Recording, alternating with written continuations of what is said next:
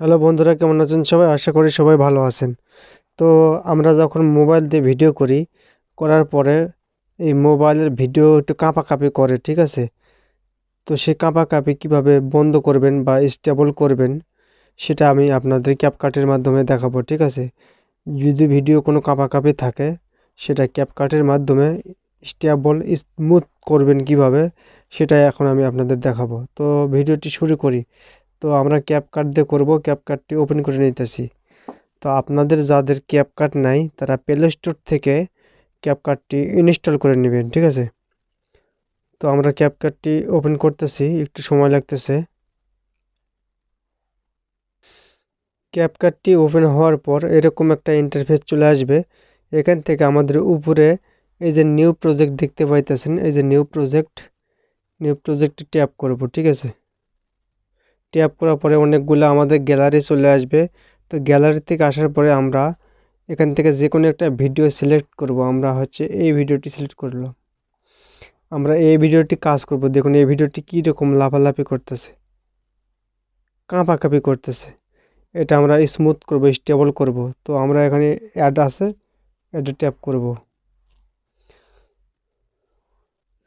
তো অ্যাডে ট্যাপ করার পর আমরা ক্যাপকাটের ভিতরে চলে যাব এডিট করার জন্য।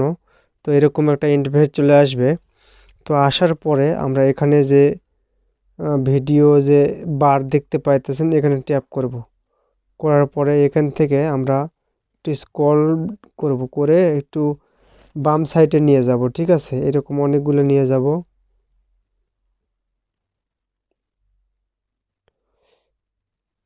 নেওয়ার পরে এখানে দেখুন স্টেবিলাইজ লেখা আছে, এই যে স্টেবিলাইজ, এখানে ট্যাপ করব।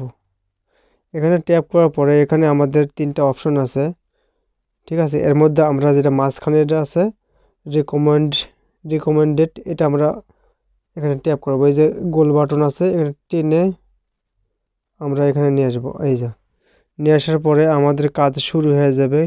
আমরা কিছুক্ষণ অপেক্ষা করব, 10-15 সেকেন্ড অপেক্ষা করলে আমাদের কাজ শেষ, ঠিক আছে? তো আমরা এখান থেকে টিক মার্ক দেব। টিক মার্ক দেওয়ার পরে আমাদের কাজ শেষ। এখন এটা আমরা প্লে করব।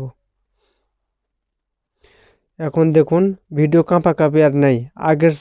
আগে যতটুকু কাঁপাকাঁপি ছিল অতটুকু নাই, এখন অনেকটা স্টেবল হয়েছে বা স্থির হয়েছে, দেখুন। তো আপনারা যদি আরও স্টেবল করতে চান তাহলে এই ভিডিওটি এক্সপোর্ট করবেন, মানে সেভ করে নেবেন, ঠিক আছে?